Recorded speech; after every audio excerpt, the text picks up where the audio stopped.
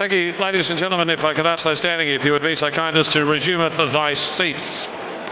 We've met the first of our 3 inductees earlier tonight, Jason Akermanis, Bob Hammond and Austin Robertson. So as we welcome you back to the Australian Football Hall of Fame, it's time to meet our next inductee. The crowd love him. The man whose heart and soul lives in this club.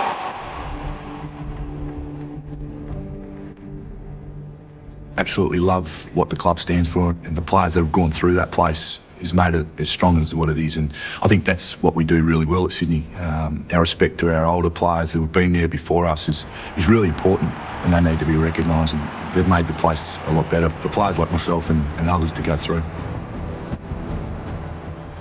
AFL football here in Melbourne is just so passionate, and it's the #1 sport, whereas in Sydney you're competing with soccer, rugby league, rugby union. To explain that to people who live down here and in Adelaide, it's, you know, where I'm from, is difficult, because you walk the streets in Sydney, no one really cares. You know, you got people like Hugh Jackman and Nicole Kidman, they don't worry about Michael O'Loughlin too much. They need a flying start here, but the banana is good. The hardest thing to do at a footy club is when a group of guys you've grown up with, and tell them that's not what we're about. That's not what we do here now. It was hard at the start. It didn't happen overnight. It happened over a number of years. And I absolutely believe if you generally get good people in your company, organisation, footy club, whatever it is, you generally get good results. I don't think it's rocket science.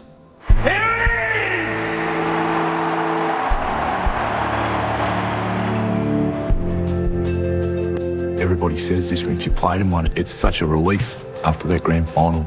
Leo Barry taking that amazing mark. I couldn't kick straight to save myself that day, but it was just the best day in my footballing life. Taking that grand final win back to our fans, South Melbourne and the Swans, and seeing our fans crying. You know, that will stay with me forever, and I think that's what this footy club means to me. Swans have done it again.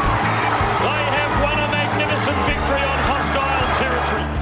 Our rivalry against West Coast was, I mean, everybody knows it. They were just, I think there were 7 games decided by 10 points or less. O'Loughlin has got it. He's goal. The Swans are back in front. Michael O'Loughlin puts the ball through. What a game. And then exchanged pleasantries with a few of the locals. When we finally kicked that goal and just going up to it and yelling in front of those guys, the cheer squad, I think he got a surprise more than any. I think he put his flag out, and the next time he looked up, there was this big, scary black man right in front of his face. Pollack over the top, spills to O'Loughlin, slips the Thornton tackle and snaps a very clever goal. Second greatest goal scorer, 517, would be a dream start. He kicks the opening goal inside the first minute. There are a lot of people who, when I was drafted, thought I probably wouldn't play league football, and I'd be at Sydney for a year or two and probably come back with my tail between the legs, but I wanted to prove a lot of people wrong. Ball wins it, O'Loughlin. He'll go all the way here. Rips it out of the middle. 46 metres. He's only got to be straight. And he is. Be marked, will it? No, it won't. It was O'Loughlin who got back. He's still going to get a chance. Michael O'Loughlin. Sir Michael of the clock. Third goal to O'Loughlin. I think talent gets you so far. You know, we're all born, but that's not earned. That's what your mum and your dad gave you. It's your DNA. It's what you do with it that counts.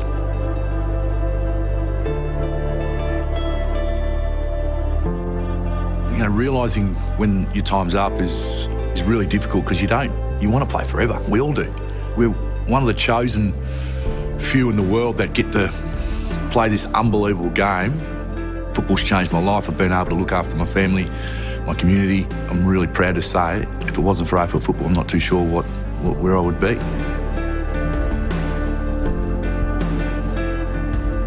When we get egos, you know, we expect things, but all we're doing is passing through the place. So treat it with the respect it deserves, make the most of your opportunity, don't take it for granted, and the footy club owes nobody anything. Sitting next to these champions of our game, the best game in the world, means a hell of a lot. So I'm really honoured, humbled, and absolutely rapt to be a part part of the Hall of Fame.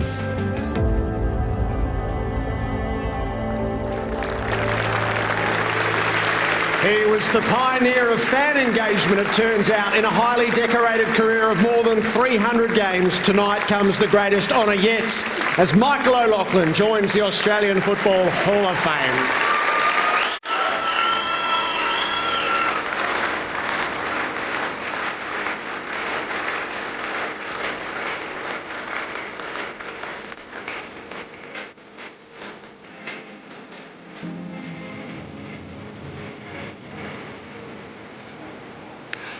Nagu, Wiradjuri, Kulin, Maya, Matrianaka, Kana, Mayara, Naya Korna, Mayarana, Naya Nari, Michael O'Loughlin.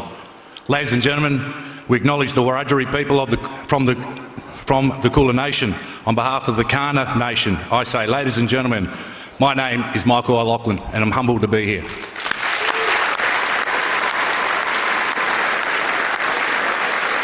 Michael, you are one of the game's most influential Indigenous figures, but your cultural heritage is a lot more than that.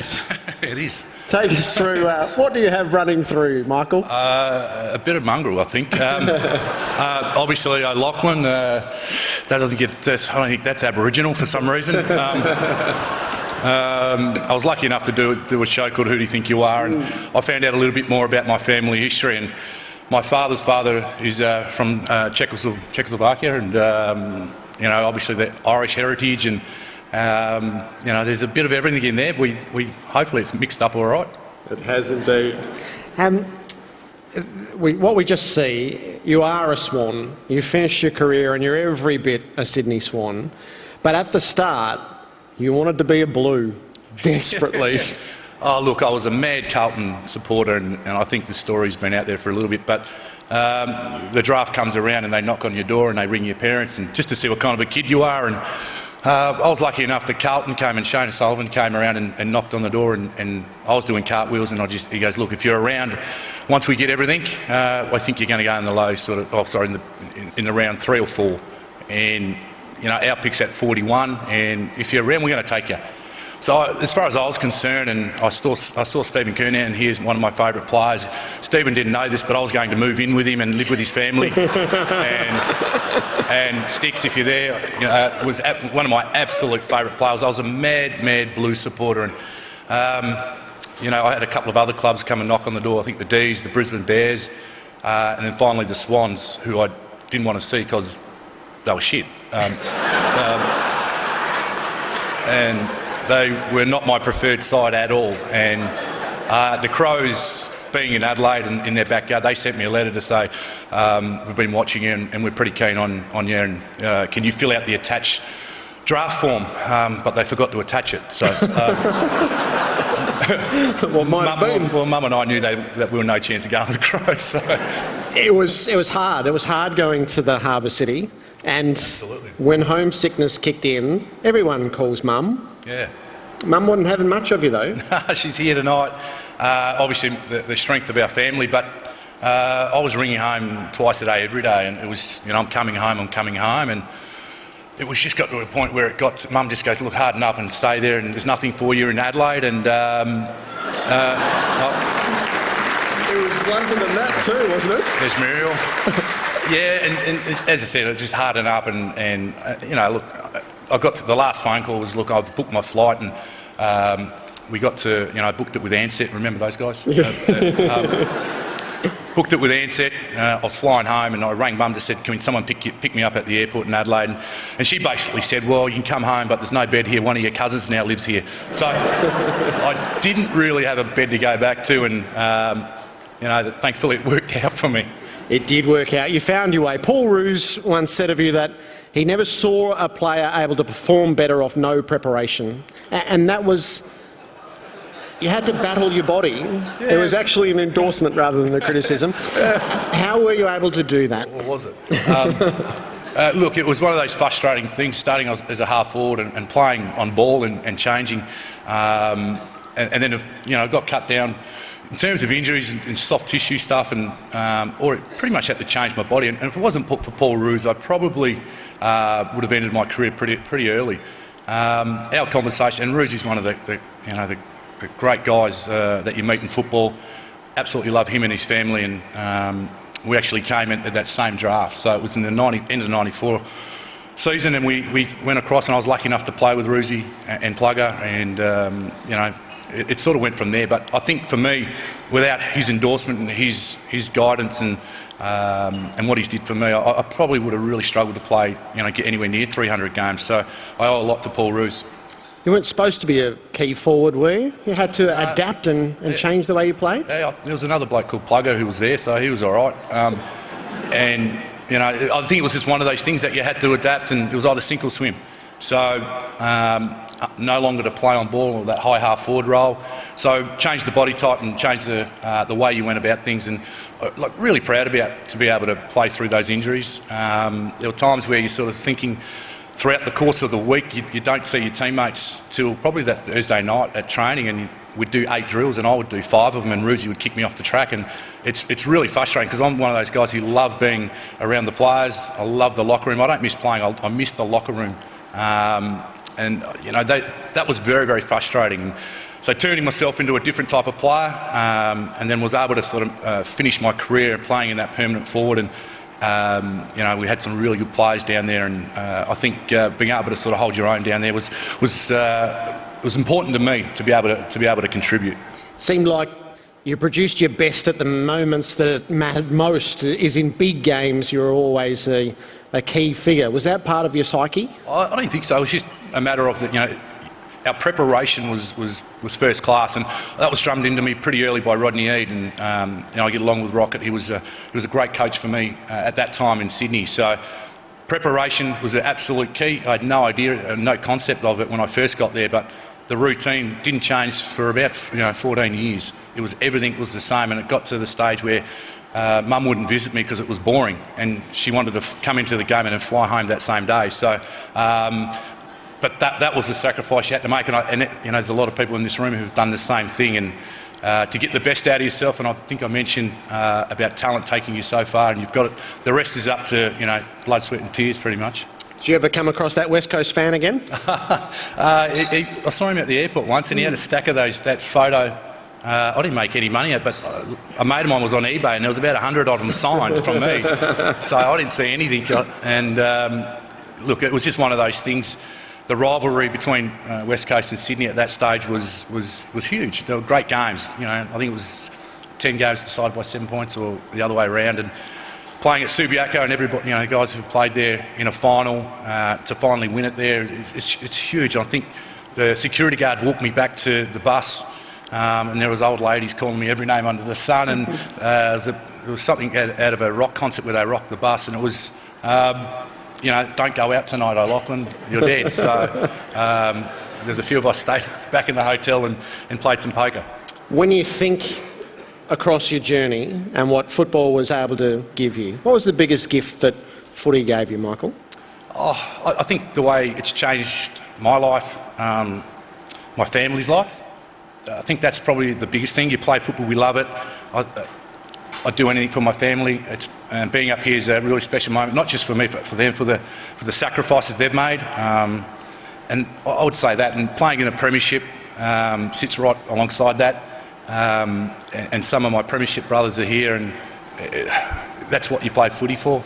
But I think those two, helping my community, my family, and obviously winning a premiership for the Mighty Bloods. We have a rich history, our club.